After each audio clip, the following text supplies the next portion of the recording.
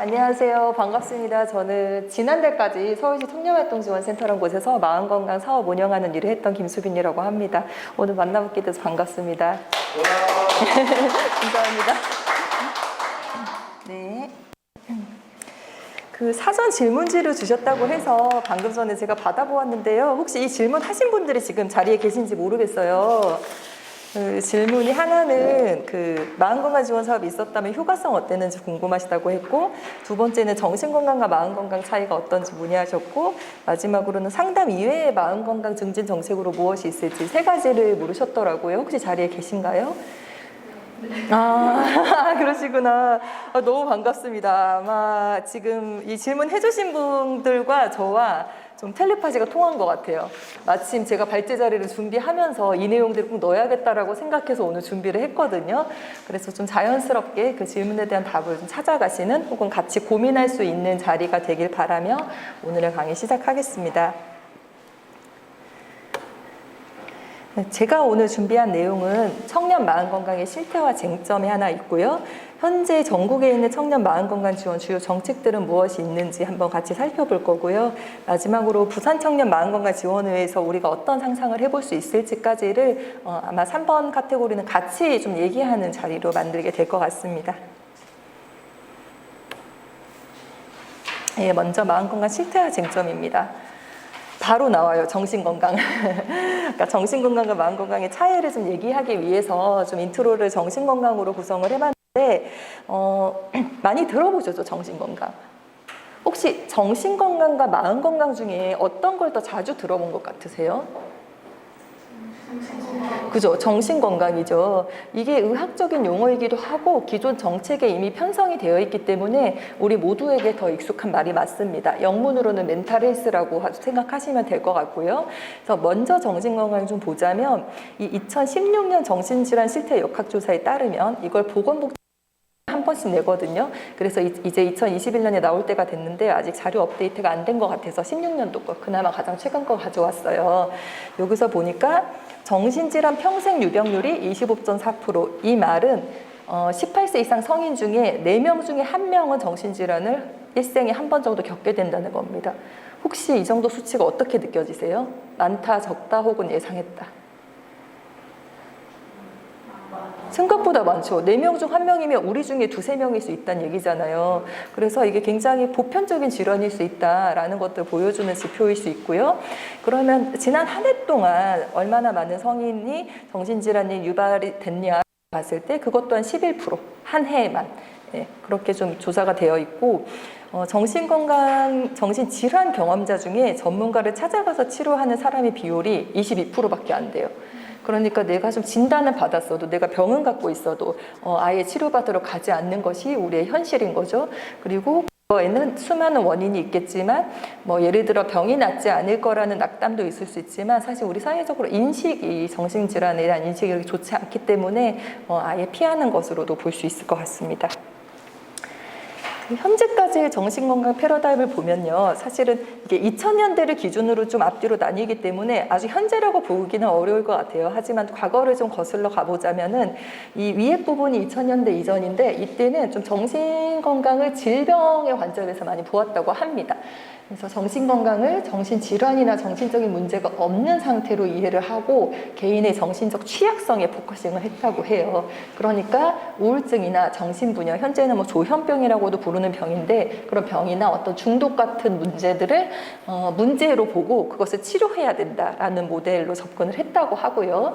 2000년대 이후에는 이제 긍정심리란 학이란 것이 서양으로부터 들어와서 우리 이제 널리 확산되면서 저 어떤 문제의 해결, 그러니까 질병의 치료에서 나아가서 그 질환을 먼저 좀 예방하고 우리 시민들의 건강을 증진하자 이렇게 이제 그 어떤 정신건강의 정책의 목적이 조금 변화했다고 합니다. 제가 지금 긴장을 해서 목소리가 떨리는 게 아니라 마스크 쓰고 강의하면 이렇게 되더라고요. 이해해 주시길 바랄게요. 감사합니다. 네. 지금부터는 마음건강이 등장하는데 이것이 어떻게 다른지는 제가 뒤에서 한 번 더 말씀드릴게요. 자, 제목에 힌트가 있습니다. 코로나와 청년의 마음 건강. 제가 정신 건강이라는 말을 쓰지 않았어요. 자, 이제 보시면 이게 2021년 굉장히 최근 자료인데요. 연령대별 불안, 우울 수준을 봤을 때 청년들의 우울과 불안이 다른 연령대 비해 어떤가요? 높죠. 딱 봤을 때 확연히 높죠. 불안도 20, 30대가 제일 높고 우울도 20, 30대가 제일 높습니다. 물론 이 실태에 대한 원인 해석은 좀 분분한 것 같아요. 그래서 어떤 시선에서 어떤 관점에서 보는지에 따라서 원인은 다를 수 있는데 청년 정책에 관심 있는 우리라면 어떤 관점으로 이 문제를 해석할 수 있을지에 대해서도 뒤에서 한 번 더 말씀드리겠습니다. 그래서 전반적으로 코로나 이후에 우울과 불안이 청년들 사이에서 높은 것으로 나타났고요. 보시면 이것도 좀 충격적인 결과였어요. 역시 올해 같은 조사 결과입니다. 연도별로 연령대별 고의적 자해, 그러니까 자살로 이어질 수 있는 자해 행동들의 추이를 봤을 때 2015년 상반기부터 2020년 상반기까지, 그러니까 작년 초까지 저 주황색이 청년 그룹이거든요. 20에서 39세 쭉 증가하죠. 거의 변함없이 계속 증가 추이예요. 다른 연령대 같은 경우에 높아지다가도 그래도 좀 꺾이기도 하고 그러는데 청년들은 계속 증가하고 있고 이 추세로 가면 2020년 상반기는 더 높아졌을 수도 있다고 우리가 짐작을 해볼 수 있을 것 같습니다. 그래서 자해 현황도 문제가 되고 그에 따라서 자살률 역시 작년에 청년층 사이에서 굉장히 높아져서 좀 전 국민적 혹은 또 전문가 함께 어떤 관심을 많이 받기도 했습니다. 그렇다면 방금까지 다루었던 여러 가지 이슈 중에 우리는 어디에 주목해야 할까요? 그러니까 이제 아무래도 정책 아카데미고 또 정책에 관심 있으신 분들이 오셨을 것 같아서 이 정책의 근거가 되는 법령을 몇 가지 가져왔어요. 아까 마음 건강과 정신 건강 중에 어떤 것을 더 많이 들어보셨어요? 라고 할 때 모든 분이 정신 건강으로 답하셨잖아요. 그거는 법령이 있기 때문에 정책 또한 많고 지금까지 그 정책을 중심으로 정신 건강 영역의 대상들을 계속 이렇게 지원해 왔기 때문에 당연히 정신 건강에 익숙할 수밖에 없었을 겁니다. 이 정신보건법, 정신건강복지법이라고도 하는 이 법에 보면 정신질환의 예방과 정신질환자의 의료 및 사회복귀에 관하여 필요한 사항을 규정한다라고 되어 있어요. 자, 누구를 위해서 한다고 하나요? 이 법이 누구를 위한 거죠? 그렇죠. 정신질환자죠. 정신질환의 예방, 정신질환자의 의료 명확하게 타겟팅을 하고 있고 이 제3조 정의 보시면은 이 법에서 사용하는 용어의 정의는 다음과 같다 해서 정신질환자라 함은 정신병, 인격장애, 알코올 및 약물 중독, 기타 비정식적 정신병적 정신장애를 가진 자를 말한다. 완전히 환자로 이거는 지금 보고 있는 거죠. 질환자, 그러니까 병이 있는 사람. 그러면은 병이 있지 않은 사람들은 이 대상에서 좀 벗어나겠죠. 지원 대상에서. 그렇기 때문에 정신건강은 기존 정책에 충분히 포괄이 되어 있고 포괄이 지원이 되고 있지만 모든 청년에게 모든 시민에게 열려있는 법이라고 보기는 조금 어려울 수 있습니다. 자, 청년기본법을 한번 볼게요. 작년에 제정되고 시행되었는데요. 아마 우리 마음건강은 청년 법에서도 청년법에 마음건강을 지원한다라고 명시가 되어 있진 않아요. 다만 이렇게 청년의 정신적 건강 증진이라는 표현은 있습니다.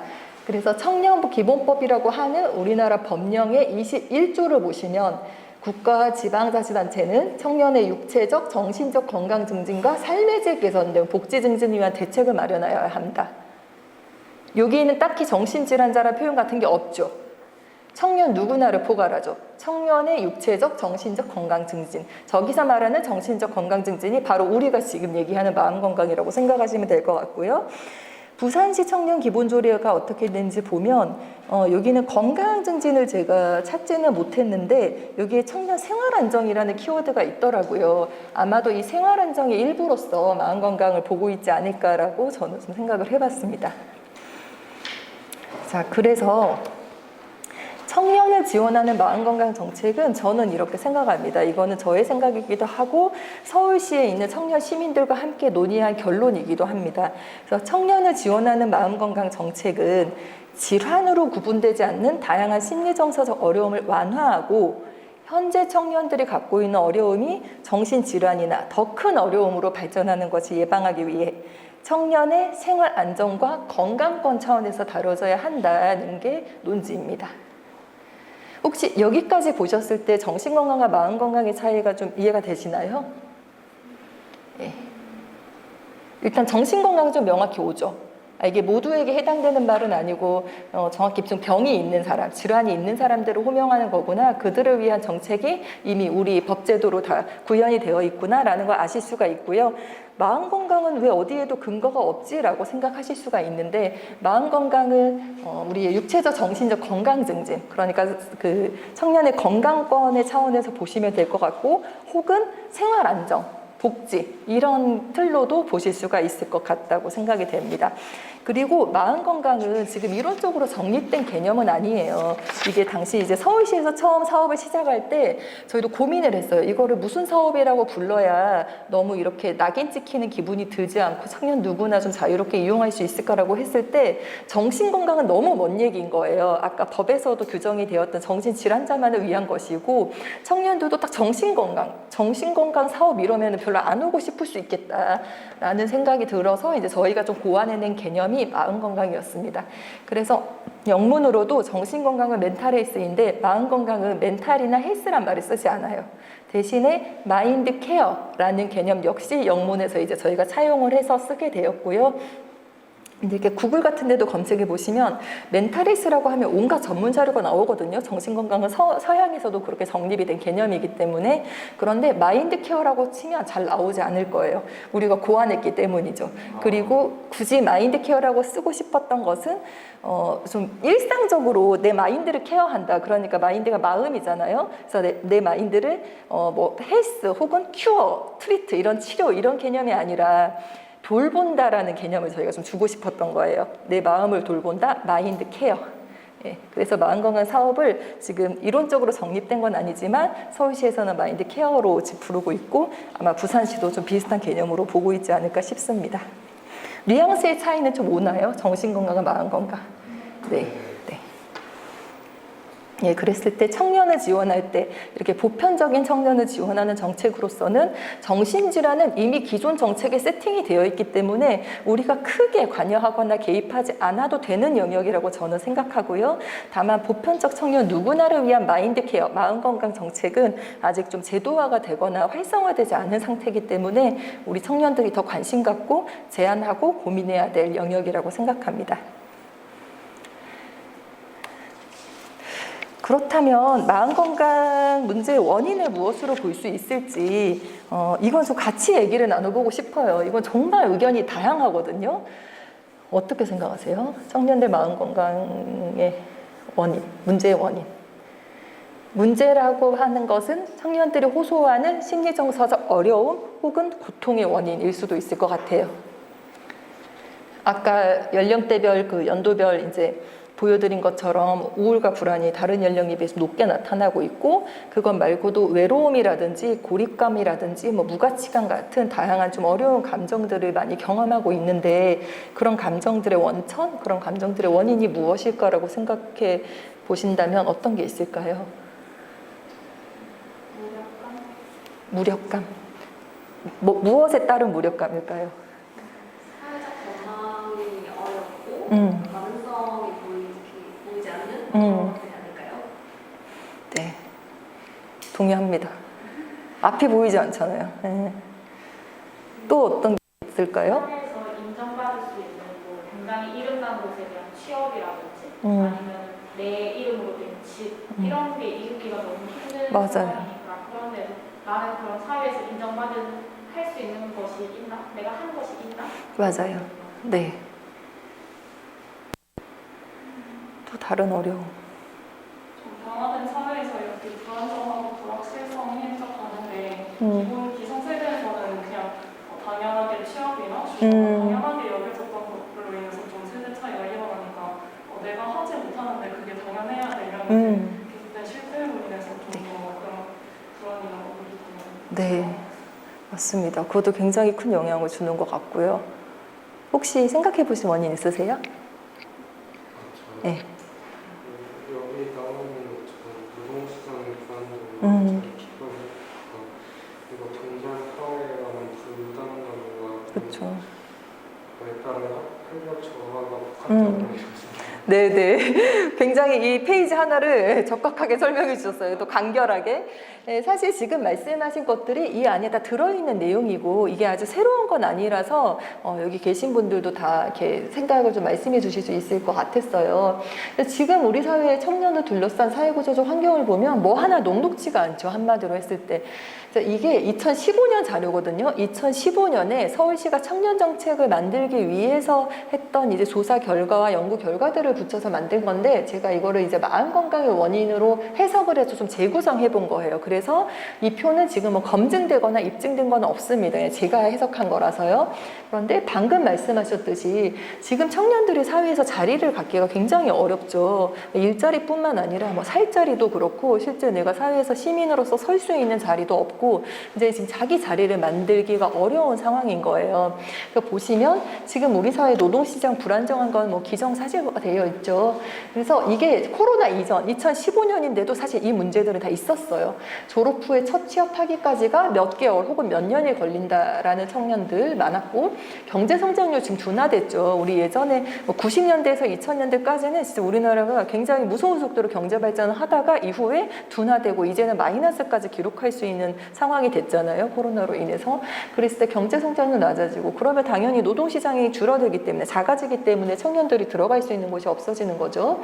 그러다 보니까 이제 노동시장에 일단 진입을 해야지 이후에 뭐 집도 마련할 수 있고 그 다음 뭐 결혼이라든지 이행을 할 수도 있는 건데 일단 노동시장이 막히고 나니까 자립 기반 역시 악화되는 거예요. 노동시장에 들어가지 못했어. 근데 나는 이미 학자금 대출 받아놓은 게 이만큼 있어. 그럼에도 갚지 못하죠. 갚지 못하고 있으면 신용이 악화되죠. 뭐 이런 식으로 이제 어떤 경제적으로도 악순환이 생기는 거고, 뭐 집값이나 어떤 1인 가구 이런 문제들도 있는 거고요. 그러다 보니까 청년들이 심리정서적으로 혹시 사회적으로도 활력이 저하될 수밖에 없죠. 활력이라는 것이 어떤 삶을 살아가는 에너지 같은 건데 노동시장이 불안정하고 나의 자립 기반이 없는 상황에서 어떻게 좋은 마음으로 다음을 모색할 수가 있겠어요. 그러다 보니까 나는 한번 실패하면 절대 다시 일어날 수 없다라고 하는 게 이제 패자부활 지수라는 건데 나는 한 번 실패해도 재기할 수 있어 라고 하면은 이 패자부활 지수가 100점에 가까운 거예요. 그런데 28.8이라는 거는 대체로 그렇지 않다고 생각하는 거겠죠. 한 번 실패하면 끝이야. 못 일어서 라는 게 있고 공정성 역시 우리 사회는 공정에 노력한 만큼 보상이 오는 사회야 라고 했을 때 100점 중에 20점밖에 안 되는 거예요. 근데 이게 2015년이었는데 제가 볼 때 지금은 더 낮아졌을 거예요. 코로나 이후에 이런 게 더 많이 드러나면서 우리 사회에서 나는 충분히 뭐 쓸모가 있어 라고 한다든지 나는 다른 시민들과 협동할 수 있어 라고 믿는 마음도 100점 만점에 19.9밖에 되지 않고요. 그때 당시에는 자살 충동이 7.7%라고 해요. 그런데 저희가 작년에 다시 조사했을 때는 작년 한 5, 6월쯤에 거의 26% 이렇게 나온 적도 있거든요. 진짜 많이 나온 거죠. 근데 이제 2015년 당시에는 7.7% 정도 나왔는데 1순위는 경제적 어려움이었습니다. 자, 이런 상황이 반복되면서 실제 우리 사회가 갖고 있는 어떤 고질적인 풍토이자 문화이죠. 굉장히 경쟁적인 사회인데 이 사회 자체에 진입이 잘 되지 않는 거예요. 청년들이. 그러니까 이것들이 좀 계속 순환을 하면서 청년들의 마음 건강을 악화하고 있는 것이 아닌가라는 것이 저와 또 서울시 청년들의 해석이었습니다. 이제 조금 다른 이야기를 해볼 텐데요. 마음 건강 상태가 좋지 않으면 딸려오는 여러 가지 어려움들이 또 있잖아요. 혹은 마음 건강 문제를 발생시키는 여러 가지 요인들로 인해서 마음 건강 문제가 생기기도 하고요. 그러니까 상호작용하는 거죠. 사실 이게 사회과학에서는 딱 인과관계를 밝힐 수가 없어요. 그러니까 무엇 때문에 마음 건강이 나빠졌다. 예를 들어 여기가 지금 친구의 수를 보고 있는데 친구나 지인의 수, 관계 맺고 있는 사람의 수를 보고 있어요. 이 관계 맺고 있는 사람의 수가 적어서 마음 건강이 나빠진 건지 마음 건강이 나빠서 관계 맺는 사람이 적어진 건지 이런 인과관계와 선후관계는 밝힐 수가 없는데 상관관계를 저희가 작년에 한번 본 적이 있어요. 저희 서울시 청년활동지원센터에서 서울시 청년, 미취업 청년 2만 명 정도를 대상으로 이 조사를 했었거든요. 그때 이 조사에서 실제로 지금 관계 맺고 있는 사람의 수와 그 사람들과 연락을 얼마나 자주 하는지, 또 외로울 때는 누구랑 시간을 보내는지, 뭐 혼자 식사와 외출은 얼마나 하는지, 이런 것들을 조사하고 동시에 그 사람의 심리정서적 상태도 같이 확인을 했습니다. 그렇게 해서 한번 분석을 해보니까 일단 심리정서적으로 집단을 구분하면은 지금 총 5개 집단인데, 오른쪽을 먼저 볼게요. 자살위기군 청년들이 있어요. 자살위기군이 전체 한 2만 명 중에 1,400명 정도 되고요. 이게 인원이 그럼 한 7%잖아요. 사실 7%의 자살위기군은 매년 저희가 조사 매년 나옵니다. 한 7에서 8%가 자살위기군으로 매년 나와서 그 정도면은 거의 이제 정규부 평균에 수렴한다고 볼 수 있겠다라고 해서 저희는 늘 이제 청년들을 만날 때 한 7, 8%가 자살위기군이라고 좀 예측을 하고요. 자살위기군이 아닌 사람들도 몇 가지로 구분이 되는데, 제일 위에 보시면 정서와 진로가 동시에 취약한 사람들이 있어요. 그러니까 정서적으로도 지금은 우울이나 불안 이런 문제를 갖고 있고, 그다음에 진로로도 지금 자기가 원하는 길을 잘 찾지 못하고 있는, 혹은 잘 준비하지 못하고 있는 사람들이 진로 취약군이라고 보거든요. 그러면 정서와 진로가 같이 취약한 사람들이 2,000명 정도 있고, 정서만 취약한 사람이 2,000명 정도. 그러니까 정서만 취약하다는 건 좀 우울하고 불안하게 가고 있는 사람들인 거예요. 반대로 정서적으로는 괜찮아. 딱히 그렇게 심리정서적 어려움은 없는데 지금 진로 준비를 이렇게 적극적으로 하지는 못하고 있을 수도 있잖아요. 그런 분들을 저희가 진로 취약군으로 구분을 하고, 마지막으로 심리정서상으로도 지금 건강하고 진로 구직 역시 잘 준비하고 있는 사람을 정서진로 건강군으로 보고 있습니다. 그랬을 때 총 5개 그룹이 있고요. 옆에 이제 저 5개 그룹을 옮겨서 막대 그래프를 하나씩 살펴보시면 딱 봐도 누가 제일 친구나 지인이나 가족이 많아요? 그렇죠. 딱 봐도 정서진로 가장 건강한 가장 오른쪽에 막대 그래프가 다 치솟아 있죠. 그리고 딱 봐도 가장 나쁜 그룹이 자살위기군이죠. 그래서 자살위기군과 정서진로 취약군이 확실히 관계도 취약하더라고요. 그래서 아까 제가 말씀드렸듯 이렇게 취약하기 때문에 관계가 없는 건지, 관계가 없기 때문에 취약한 건지, 그 선후관계, 인과관계를 밝힐 수는 없지만, 이것도 이 관계라는 것도 사람의 마음에서 이제 심리정서적 요인이 되거나 혹은 심리정서적 어려움의 결과가 될 수 있겠다. 충분히 둘은 상호작용하고 있다라는 것을 알 수 있었습니다. 그래서 보시면 모든 지표가 거의 같은 방향을 가리키고 있는데, 낙심하고 우울해서 이야기할 상대가 필요할 때 자살의 경우는 딱 1명밖에 없어요. 그 말을 할 수 있는 사람이 가족, 친구, 지인 다 합쳐서. 근데 가장 건강한 사람들은 보면 또 2.35명 정도가 있는 거죠. 거의 이게 2배 이상의 차이가 나고 있습니다. 뒤에 또 비슷한 지표가 있습니다. 자, 외로울 때 함께 시간을 보내는 존재. 친구와 보내는 비율 회색을 한번 볼까요? 차이 많이 나죠. 자살기군과 정서진로 건강은 차이가 많이 나고 정확히 이렇게 올라가고 있죠. 그러니까 더 건강할수록 연락할 수 있는 친구가, 외로울 때 함께 시간을 보내는 친구가 많은 거예요. 반대로 혼자 보내는 비율, 자살기군이 제일 높아요. 자살기군은 거의 절반이 혼자 시간을 보내고 있고, 반려동물이랑 보내는 비율도 자살기군이 조금 높습니다. 근데 혼자 있으면서 반려동물과 같이 사는 경우들이 아닐까 좀 추측은 해보았어요. 그래서 외로울 때 시간을 보내는 좀 이제 이렇게 좀 차이가 났고요. 마지막으로 지금 현재 본인의 인간관계에 얼마나 만족하시느냐라고 봤을 때, 이거 단위가 퍼센트가 아니라 5점 만점의 점수예요. 이거 이따 수정을 해야 되는데 단위가 퍼센트가 아니라 5점 만점입니다. 인간관계 만족도에 대한 가족에 대한 만족도가 자살의 기구는 지금 2.31이거든요. 파란색. 근데 정서진로 건강한 사람은 거의 4점에 가까워요. 3.96. 차이 많이 나죠. 가족에 대한 만족도가 이렇고, 친구에 대한 만족도도 갈수록 높아지죠. 예, 건강한 사람일수록 지금 인간관계 만족도 높을 것으로 나타나고 있습니다. 그래서 앞서 본 그 다양한 원인들과 또 이런 참고 자료를 살펴봤을 때, 청년이 겪고 있는 심리정서적 어려움은 물론 개인적 환경이나 성격의 특성도 없진 않겠죠. 하지만 사회구조적 요인에 크게 영향받아 발생하고요. 또 지난 코로나를 겪으면서 지금 더 악화되고 있는 것으로 우리는 해석할 수 있습니다. 그렇기 때문에 문제 해결을 위해서는 개인의 마음 건강을 직접적으로 지원하는 것뿐만이 아니라 그 사람의 마음 건강에 어려움을 가중시키는 다른 사회구조적 요인들을 확인해서 거기에 개입하는 정책도 동시에 필요한 거죠. 네. 그렇다면 현재는 어떤 정책들이 전국에 펼쳐져 있는지를 한번 볼 텐데요. 이 들어가기에 앞서 방금까지의 내용 중에 실태나 쟁점 중에 혹시 궁금하신 거 있으세요?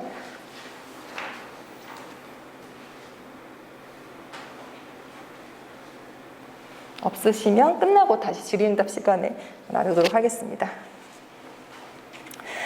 네, 청년 마음건강 지원 주요 정책입니다. 사실은 마음건강 정책이라는 게 아직 확립되지가 않았어요.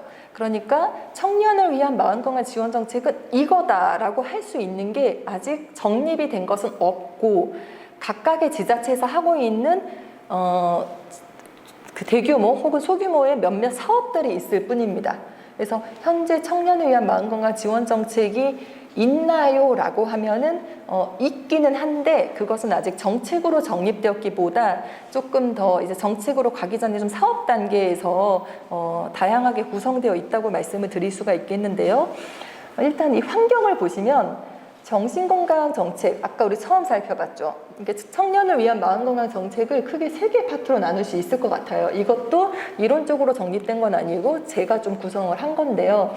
그만큼 지금까지 많이 연구가 되거나 논의가 되지 않았기 때문이에요. 청년 마음건강이. 제가 왜 자꾸 이게 검증되지 않았다, 입증되지 않았다, 어디 자료가 없다 이렇게 말씀드리는 건 실제로 없기 때문이고 청년의 마음건강이 그동안 그렇게 많이 주목받지 못했기 때문에 지금 논의를 하고 있는 우리들이 오히려 만들어가야 될 것이 더 많습니다.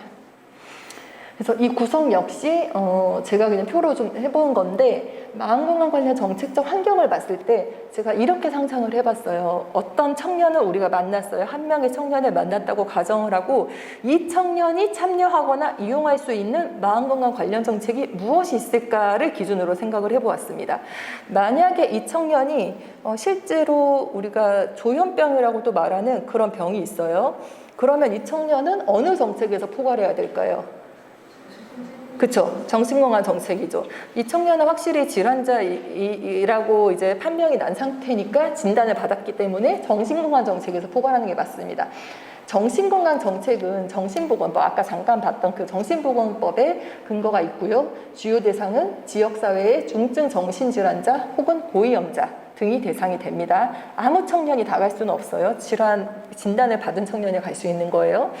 거기 있는 사업들은 정신질환자 사례관리, 교육훈련, 재활, 자살 예방 이미 그렇게 사업이 구성이 되어 있고 우리 그 부산시 정신건강복지센터 혹은 뭐 중구 이렇게 강서구 이런 식으로 이제 자치구별로 있을 거예요. 정신건강복지센터가 그런 곳들이 이 정신건강 정책을 담당하고 있다고 보시면 됩니다. 혹시 보신 적 있나요? 들어보셨거나요? 정신건강복지센터요. 예, 부산시 단위에도 있고 하나하나 구마다도 있거든요. 정신건강센터는 어느 지역을 가도 다 똑같이 그렇게 구성이 되어 있어요. 광역 단위 센터, 지역 단위 센터. 청소년 정책. 자, 청소년복지지원법 혹은 청소년기본법에 청소년 정책 근거가 있는데요. 만 9세에서 24세까지를 청소년으로 보고 있어요. 그래서 어떻게 보면 만 19세에서 24세 청년은 청소년 정책에도 걸리고 청년 정책에도 걸리긴 합니다. 법적으로는. 그래서 현재 있는 청소년 정책에도 20대 초반의 청년들은 갈 수가 있는데요. 그 사업 중에서는 청소년 동반자라거나 위기 개입이라거나 학교 밖 청소년 지원 또래 상담 같은 게 있고 관련 기관은 여기 부산 해운대에 그 본원이 있어요. 광역기관이 있는데 거기가 한국청소년상담복지개발원이라고 해서 이 일들을 좀 총괄하는 이 일들의 매뉴얼을 만들고 이 일들을 할 수 있는 상담사를 양성하는 역할을 지금 이 개발원에서 하고 있고요. 역시 시군구 청소년상담복지센터가 이제 이 사업들을 현장에서 하고 있습니다. 그렇게 보면은 정신건강 정책과 청소년 정책의 공통점이 무엇인 것 같으세요? 그냥 여기 안에 힌트가 있어요. 말 자체에.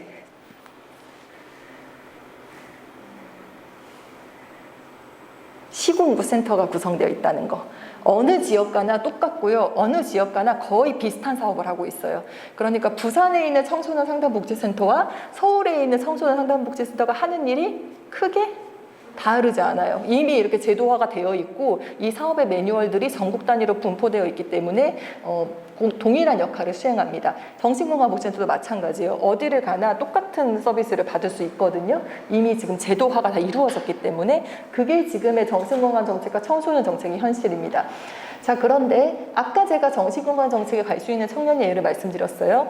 이 청년은 병은 없어요. 지금 근데 좀 취업이 안 돼서 스트레스를 많이 받고 있어요. 혹은 친구와의 관계에서 좀 관계가 잘 되지 않아서 오는 어떤 어려움, 우울감 같은 게 있어요. 어느 영역에서 포괄할 수 있을까요? 그죠? 그런데 방금 같은 케이스를 포괄하는 정책이 이전까지 없었다는 얘기예요. 예, 이전에는 정신건강 정책 위주로 마음건강이 이렇게 되어 있었고 마음건강은 거의 개념조차 없었기 때문에 방금 얘기하는 우울, 불안, 스트레스 같은 거는 온전히 그냥 개인이 다 해결해야 되는 문제였죠. 그러다 보니까 그런 것들이 깊어지면 정신질환이 될 수도 있어요. 우울이나 불안도 실제로 장애로 또 등록이 되어 있거든요. 그래서 어떤 단기간에 어떤 특정한 시기 동안에 잠깐 동안의 우울은 그냥 좀 우울하다 이렇게 볼 수 있지만 그게 장기적으로 지속되면 우리가 우울증이라고 하는 병이 되는 거고 그거는 우울 장애라고 해서 실제 병 중에 하나로 등록도 되어 있어요. 그래서 이렇게 마음건강 영역에서의 문제들을 조기에 개입하거나 해결하지 않으면 실제 질환이 될 수도 있기는 합니다. 그랬을 때 마음건강 정책의 중요성을 더 이렇게 확인하실 수가 있는 거죠. 애초에 불안과 우울이 발생했을 때 빠르게 좀 개입하는 것의 중요성. 그래서 지금의 청년 정책을 보시면 청년 기본법 아까 잠깐 보여드렸던 게 있고요. 각 지자체별로 청년 기본 조례라는 게 있는데 부산시에도 있고 서울시에도 있습니다. 그래서 우리가 이런 법과 조례에 따라서 정책들을 편성할 수가 있고요. 주요 대상은 만 19에서 34세가 아니라 39세로 보시면 될 것 같아요. 이게 청년기본법에서는 만 19세에서 34세로 규정을 하고 있는데 지역마다 조례가 달라요. 그래서 어디에서는 39세로 규정을 하고 어디에서는 34세로 규정을 하고 그렇기 때문에 주요 대상은 법적으로는 만 19에서 34세지만 조례에 따라서는 39세까지로도 확대될 수 있다고 보시면 됩니다. 자, 주요 사업은 기관마다 다 달라요. 지역마다 다 다르고요. 왜냐하면 청소년 정책이나 정신건강 정책처럼 청년 정책이 지금 제도화가 완성된 단계가 아니거든요. 그러니까 각각의 지자체에서 그냥 청년의 건강 증진을 위한 사업을 하라, 청년의 생활 안정을 위한 사업을 하라라고만 했지 무엇을 하라라고 정의해주진 않았기 때문에 그냥 각자가 그 해석한 범위 내에서 다양한 사업들을 하는 것입니다. 그래서 어떤 지자체 가보면 1대1 상담을 하고 어떤 데 가면 집단 상담 혹은 그룹 상담을 하고 어디 가면 예술 치료하고 다 달라요. 네. 관련 기관, 시도 청년센터도 있고 혹은 청년 관련 지원하는 업무를 하는 다른 기관들도 있고 이 옆에 있는 정신건강복지센터나 청소년상담복지센터처럼 지금 제도화가 되어 있지 않죠. 그냥 청년을 지원하는 굉장히 많은 민간단체 혹은 공공기관들이 이 일들 중에 자기들이 할 수 있는 일들을 하고 있는 것이 지금의 현실입니다. 자, 그러면 전국에 있는 모든 지원 정책을 다 소개해드릴 수는 없어서 제가 이제 직접 참여했던 서울시 마음건강 지원 사업을 좀 보여드리려고 하는데요. 이게 자료에 없습니다. 제가 오늘 방금 전에 급하게 좀 수정하면서 좀 새롭게 소개를 드리고 싶었는데 서울시 청년 마음건강 지원 사업은 2016년에 시작했어요. 그랬을 때 어떤 논의들이 있었고 어떤 결과들을 만들어냈는지를 좀 같이 보고자 합니다. 서울시 마음건강 지원 사업은 철저히 청년을 위한 청년의 사업이었던 것 같아요. 어떤 말을 패러디하자면 왜냐하면 모든 것들이 청년 당사자로부터 나왔어요. 모든 시작과 끝이 전부. 자, 무슨 말씀이냐면 2016년도에 혹시 청년수당이라는 제도 아세요? 네, 네. 네네. 그걸로 생각하시면 될 것 같아요. 서울시에서 이제 2016년에 청년수당을 하는 이름으로 현금 지원을 시작했는데 그때 3,000명 정도의 청년들이 참여했어요. 월 50만 원씩 6개월간 지급하는 사업이었고요. 그때 현금만 지원하는 것이 아니라 청년들에게 서비스와 프로그램도 같이 지원하자라고 해서 뭐 진로 탐색 관련된 프로그램, 관계망을 만들 수 있는 프로그램, 또 심리정서에 대한 것도 약간 준비를 했었죠. 그래서 현금과 프로그램을 청년에게 동시에 지원하는 사업이었는데 당시에 이제 제가 일했던 서울시 청년 청년활동지원센터라는 기관에서 이 청년수당 참여자들을 직접 지원하는 일을 맡은 거예요. 그래서 이제 이 프로그램을 지원할 텐데 일단은 청년들의 상태가 어떤지, 청년들이 요구하는 건 무엇인지 좀 얘기를 들어보고 프로그램을 만들자라는 생각으로 참여자들을 좀 인터뷰를 했어요. 이 지역 저 지역 돌아다니면서. 저희는 처음에 예상하건대 청년수당은 미취업 청년만 참여할 수 있습니다. 취업 상태 청년은 참여할 수 없어요. 그러니까 미취업 청년이니까 아무래도 진로 탐색에 대한 말이 많겠지, 그런 요구가 많겠지라고 생각을 했는데 생각보다 청년들이 지금 마음이 너무 힘들어요, 너무 우울해요, 이런 게 너무 많은 거예요. 그래서 저희가 청년들이 이렇게 지금 어렵다고 호소를 하는데 통계는 어떻게 나타날까, 어렵다고 말하는데 이게 진짜로 그럴까? 라는 것이 궁금해서 청년특화 진로정서 자가진단이라는 걸 개발했어요. 제가 아까 그 도표 보여드릴 때 뭐 자살위기군, 심리정서 취약군, 건강군 말씀드렸잖아요. 그것들을 판별할 수 있는 도구라고 생각하시면 됩니다. 그래서 이 진로정서 자가진단이라는 걸 개발해서 2017년에 시행을 했습니다. 16년에는 3,000명의 참여자가 있었고 2017년에는 5,000명의 참여자가 있어서 이 5,000명의 참여자 거의 전수가 참여했는데 저희의 예상보다 훨씬 많은 취약군이 발견된 거예요. 아까 보여드린 기준에 따라서 자살위기군, 심리정서 취약군, 그 다음에 심리정서와 진로구직이 같이 취약한 사람 이렇게 있었잖아요. 그 사람들 다 합쳤을 때 거의 40%였어요. 그러니까 5,000명 중에 2,000명 정도가 위기군이거나 위기군은 아닐지라도 심리정서적으로 좀 어려움을 겪고 있는 사람으로 나타난 거죠. 그 비율이 거의 2,000명이 되다 보니까 40%가 되다 보니까 큰일 났다. 이거는 프로그램 예산 다른 거 다 끌어와서 마음건강에 좀 많이 투자를 해야겠다라는 결정을 하게 됐고 예산을 긴급하게 8천만 원 정도 편성을 해서 1대1 심리상담을 편성했습니다.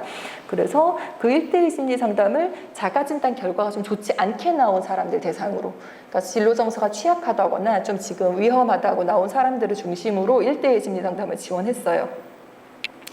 이렇게 서울시에서 했던 일이 하나가 있고요. 또 다른 한 축으로는 서울에도 청년정책 네트워크가 있어요. 이 청정넷에 있는 멤버들이 좀 마음건강 사업 확대해달라, 청년들 지금 되게 어렵다, 마음건강 사업을 좀 편성해달라라는 것들을 공공의 행정에 계속 요구를 했죠. 그래서 청정넷의 목소리도 굉장히 높았습니다. 그랬을 때 문턱낮은 마음건강 지원이라고 지금 제가 명시를 했는데 좀 어떤 의미를 담고 있는 것 같으세요? 문턱낮은 마음건강. 그쵸. 가기 쉬운. 그렇죠. 누구나. 예.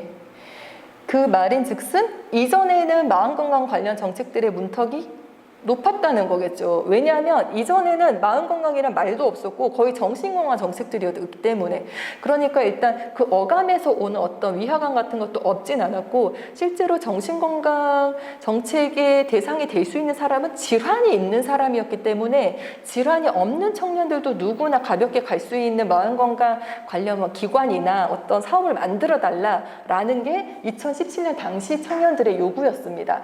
그래서 이 요구를 받아서 2018, 19년에는 온라인 고민상담 플랫폼을 개설했어요. 그래서 하이데어라는 사이트인데 한번 들어가 보시면은 이 사이트에 고민상담도 올릴 수가 있고요. 아까 제가 안내해드린 자가진단도 직접 해보실 수가 있어요. 그러면 자가진단 결과도 바로 볼 수가 있거든요. 그래서 한번 좀 들어가 보시는 것도 권해드리고 싶습니다. 그래서 이 플랫폼을 개설해서 온라인 고민상담을 확대했고요. 그 전에부터 운영하던 1대1 심리상담 역시 18년, 19년에 계속 운영을 했습니다. 그러다가 이제 굉장히 큰 사건이 2020년에 일어나는데 아래 보시면 그때 당시 서울시에 청년 자율예산제라는 제도가 생겼어요. 이게 청년들이 직접 정책을 제안하고 예산까지도 편성할 수 있는 사업이었습니다. 그래서 아까 활동했던 이제 청정넷을 중심으로 서울에는 청년 시민회의라는 게 정기적으로 이게 열렸거든요. 그 시민회의가 어떻게 이루어져 있냐면 시민회의 그 장에 가면은 하나의 큰 공간에 여러 개의 그룹원들이 모여 있어요. 아마 부산 청정넷도 비슷할 텐데 마음건강 분과 있고 뭐 일자리 분과 있고 성평등 분과 있고 또 뭐 다른 복지 분과 있고 여러 개의 분과원들이 모여 있는데 이번에도 그 마음건강 분과원들 많으시다고 들었어요. 지금 계시는 분들이구나. 근데 제가 그때 19년, 20년 할 때도 마음건강 분과원이 서울에도 제일 많았거든요. 그래서 요즘 확실히 관심사가 높긴 한 것 같아요. 그래서 그 마음건강 분과에서 이제 저도 활동까지는 아니지만 이제 몇 가지 의견을 좀 보탰는데 그때 당시에 이제 이렇게 하고 있는 사업의 규모를 좀 대폭 확대하자라는 게 청년들의 굉장히 강력한 요구였습니다. 그래서요, 2016년에 마음건강 지원했던 예산은 거의 뭐 1,000만 원, 2,000만 원 될까 말까 하고요. 17년에는 이제 자가진단 이런 거 개발하는데 돈을 들여서 한 5천만 원 정도 썼던 것 같고, 18년에는 온라인 고민상담 플랫폼 개설하면서 한 1억 정도 썼던 것 같은데, 20년에는 거의 20억이 돼요, 예산이.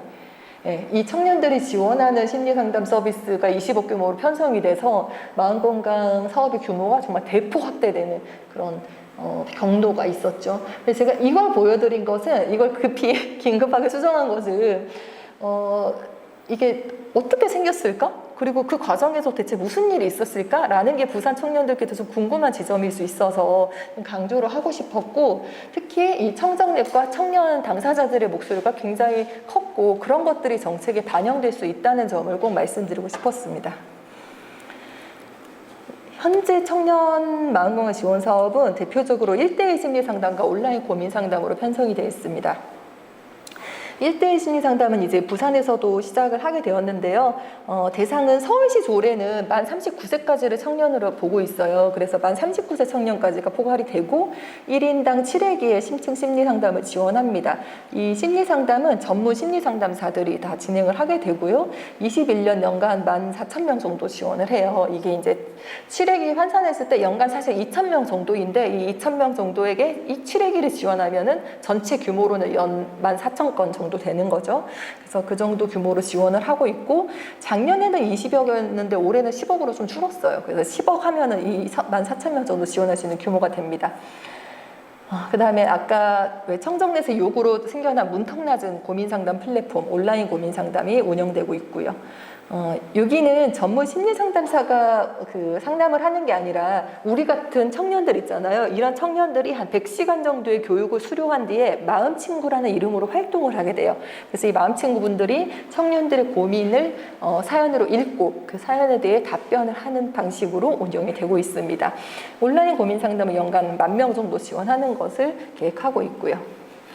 그리고 1:1 심리상담과 온라인 고민상담을 하다 보면은 지금 이 1:1이나 온라인 상담만으로 문제를 해결할 수 있을 것 같지 않은 청년들도 보일 수가 있어요. 예를 들어 당장에 자살할 수 있는 청년들도 올 수가 있고요. 아니면 이 사람은 진짜 좀 정신병 같은 게 있을 수도 있는 것으로 유추되는 사람도 있거든요. 그러면은 이 두 개 상담에서 다 커버하지는 않습니다.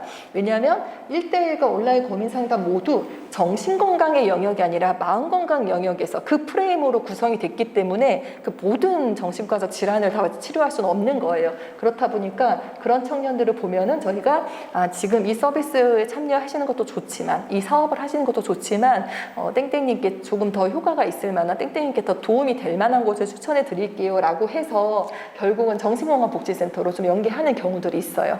근데 그 대상은 조기정신증이 왜 우리가 정신분열이라고도 알고 있는 소염병의 이제 초기 증상 같은 거거든요. 그게 이제 주로 청소년기에서 청년기로 넘어가는 시점에 많이 발병을 해요. 그래서 그 20대 초반에 조기정신증을 빠르게 발견하고 개입하는 게 중요하다고 하는데, 그런 청년들, 그러니까 조현병 초기 증상인 환각이나 망상 같은 게 있는 청년들을 보면은 그 청년은 지금 우리가 청년 정책에서 만나요, 마음건강 사업을 많이 해보세요 라고 해서 될 게 아니죠. 그렇기 때문에 정신건강복지센터에 빠르게 연결을 해드리려고 하고, 자살위기구 청년 같은 경우는 저희가 그냥 저 좀 자살하고 싶은 마음이 든 적이 있어요 라고 해서 그 모든 청년을 자살위기군으로 분류하진 않습니다. 왜냐하면 사실 죽고 싶다는 생각은 누구나 좀 할 수 있는 생각이거든요. 그렇다고 모두를 위기군으로 보는 건 아니고, 실제로 최근 한 달간 자살에 관한 생각을 몇 번을 해봤다거나 또 실제로 계획한 적이 있다거나 이렇게 좀 몇 가지 추려가지고 자살 위기군으로 분류되면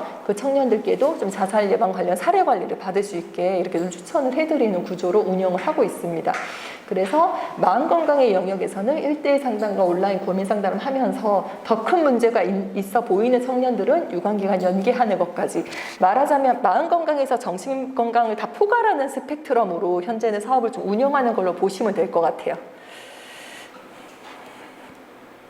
네, 1대1 시민상담 참여자 모집 포스터 이렇게 올해 나왔고요.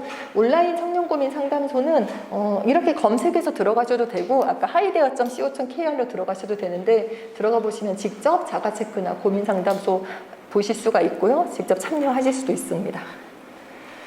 방금까지 서울시 소개해드렸고요. 다음으로는 전국의 그럼 청년 마음건강 지원 사업이 어떻게 깔려 있는지를 보실 텐데 이거는 2030.go.kr에 들어가시면 누구나 검색하실 수가 있어요. 분야별로 지역별로 좀 구체적으로 검색할 수 있게 지금 잘 되어 있거든요.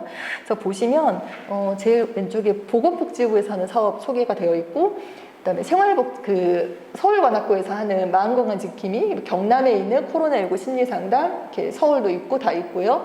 부산은 지금 이번에 시작하는 심리상담이 아직 등록이 안 되어 있어서 아마 청소년 정책에서 하는 것 같은데 청소년 심리방역 시행이 여기 안내가 되어 있더라고요. 그래서 직접 들어가서 보시면 그래도 늦지 않게 업데이트가 되는 것 같으니 한 번씩 좀 검색해 보셔도 좋을 것 같습니다. 자, 보시면 제목들이 어떤가요? 정신건강 쓰는 거는 그 보건복지부밖에 없죠. 왜냐하면 보건복지부는 원래 정신건강 정책을 관장하는 기관이기 때문에 그럴 수밖에 없는 건데 나머지 보시면 정신건강 거의 안 쓰죠. 거의 마음건강을 쓰거나 아니면 심리상담, 마음상담 이렇게 쓰고 있어요. 이것은 거의 청년정책의 어떤 성과라고도 보실 수 있을 것 같아요. 청년정책에서 정신건강을 쓰는 것을 거부하고 마음건강이란 말을 만들어서 계속 확산해온 결과로 현재는 이제 청년들 대상에 문통나서 마음건강이 좀 많이 확산이 된 상태입니다. 자, 그렇다면은 우리는 부산에서 어떤 것들을 상상해 볼 수 있을까? 라는 상상을 제가 직접 할 수는 없어서 네, 여기 계신 분들의 말씀을 같이 듣고 싶은데 그 전에 서울시에서 나누었던 서울 청년들과 함께 나누었던 아이디어들을 몇 가지 가져왔어요. 네, 왜 서울에도 청정넷이 있고 그 안에 마음건강 분과가 있다고 말씀드렸는데 2019년 당시 마음건강 분과에서 나온 아이디어들입니다. 물론 이것 말고도 수많은 아이디어들이 브레인스토밍으로 나왔는데 이제 전체적으로 추려서 정책 제안을 할 때는 이렇게 3개 카테고리로 좀 정리가 되었어요. 생각하시는 거랑 많이 다르지 않죠? 거의 비슷하죠? 네, 그럴 것 같아요. 일단은 마음건강 인식 개선이 1번이었는데 이제 청년 신체 건강과 마음 건강을 포괄한 건강 실태 조사를 한번 해보자. 실제로 서울시 청년들이 어느 정도로 건강한지 혹은 건강하지 않은지를 한번 실태 조사 해보자라는 것들이 의견으로 나왔고 청년들이 건강을 어떻게 지킬 수 있는지 백서를 발간하자, 뭐 정보나 자료를 모아보자 이런 것도 있었고 일상적 마음 돌봄 필요성 홍보 저기도 보면 마음 돌봄이라는 이름을 썼거든요. 마인드 케어라는 개념을 가져온 거예요. 그래서 이 제일 왼쪽을 보시면은 지금까지는 청년 마음 건강이 크게 주목받지 못했고 혹시 주목을 받더라도 그것이 정신건강의 영역으로 많이 치우쳐져 있기 때문에 그 인식 자체를 바꿔내자. 정신건강이 아닌 정도의 상황에서도 마음건강 서비스를 누구나 이용할 수 있고 그것이 우리 청년들에게 굉장히 일상적이고 보편적인 활동이 되도록 하자라는 것이 이 인식개선 파트 사업을 구성하는 핵심 메시지였습니다.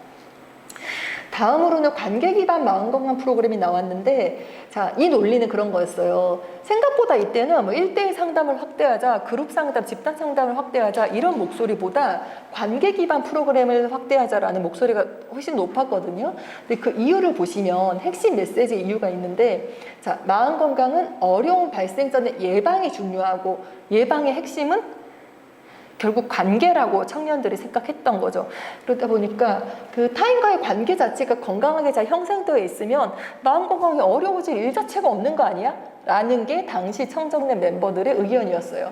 그러다 보니까 마음 건강을 지원하는 직접적인 프로그램보다 오히려 커뮤니티 프로그램, 이렇게 소모임 하거나 이렇게 같이 같이 만날 수 있는 프로그램들을 좀 만들었으면 좋겠다라는 의견이 강했던 거죠. 그리고 또 하나는 이게 서울이라서 더 강했을 수가 있는데 서울은 워낙에 1인 가구가 많잖아요. 이렇게 지역에서 이제 이동해 오는 경우가 많으니까 그런 청년들이 예를 들어 서울 서대문구, 서울 마포구 이런 데에 가서 정착하려고 할 때 동네 정보를 빠르게 알고 동네 친구를 빠르게 만들기만 해도 우울해지거나 고립되는 일은 없을 것이다. 그러니까 그 정착 지원 사업을 해보자.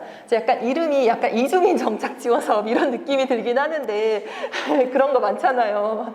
그래서 그 청년들 역시 혼자 올 때 서울 오면 많이 외로우니까 좀 정착을 지원하는 사업을 해보자라고 해서 굉장히 구체적으로 뭐 동주민센터에서 한 달에 한 번씩 청년들의 커뮤니티 모임을 열고 그 청년들끼리 그 동네에 대한 교육을 수료해서 동네 뭐 탐방을 하는 프로그램 만들자 이런 것들이 아이디어로 제시가 됐습니다. 그래서 이 논리에는 동의가 되세요? 어려움이 발생하기 전에 예방이 중요한데 이 예방은 관계가 핵심이다. 또 동의가 되시죠? 관계가 좋으면은 조금 어려움이 있어도 그 사람한테 토로하면서 좀 나아질 수가 있으니까요. 아까 보셨잖아요. 심리정서적으로 취약할수록 주변에 사람이 없고 만족도도 낮다는 거. 그 말을 바꾸어서 생각해 보면은 관계가 내 옆에 많고 그게 건강할수록 마음 건강도 계속 건강하게 지킬 수 있다는 말일 수도 있기 때문에 이 핵심 메시지와 아까 보여드린 그 통계표는 어느 정도 좀 일치하는 것 같습니다.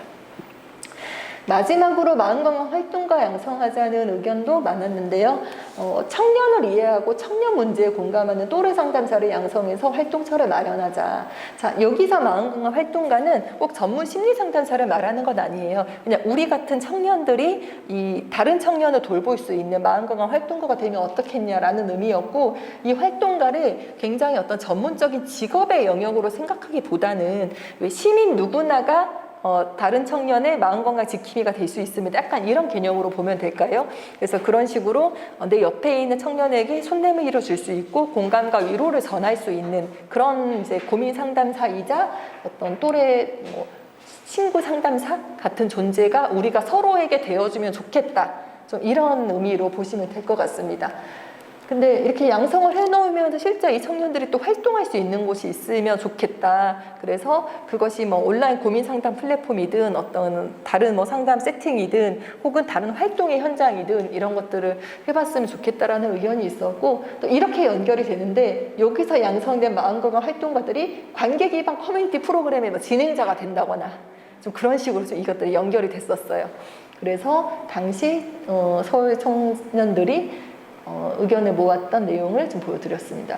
그리고 또 중요했던 게 핵심 메시지 맨 마지막 보시면 마음 건강은 우리 모두의 건강과 관련된 보편적이고 일상적인 의제다. 그러니까 이 말은 굉장히 특수하거나 특별한 어떤 사람들만이 취할 수 있는 의제가 아니라 우리 모두의 문제다. 마음 건강 뭐 별나서 그런 거 신경 쓰는 거 아니고 혹은 너무 취약해서 마음 건강을 보살피려는 게 아니라 우리 모두가 왜 몸 관리하려고 병원 가고 헬스장 가잖아요. 마음 건강도 그런 거다. 마음 관리도 그렇게 그냥 정기적으로 주기적으로 하는 거다. 그게 뭐 그렇게 특별한 거냐라고 생각하자는 게 여기 핵심이었어요. 인식 개선이라도 좀 관련이 있죠. 그러니까 상담소를 그냥 헬스장 가듯이 가면 되는 거 아니야? 좀 이런 느낌. 이전에는 좀 그렇지 않고 좀 어떤 편견이 어린 시선 같은 걸 우리가 봤기 때문에 이런 게 이제 서울에서 했던 상상이고요. 제가 오늘 준비한 내용은 여기까지입니다. 네.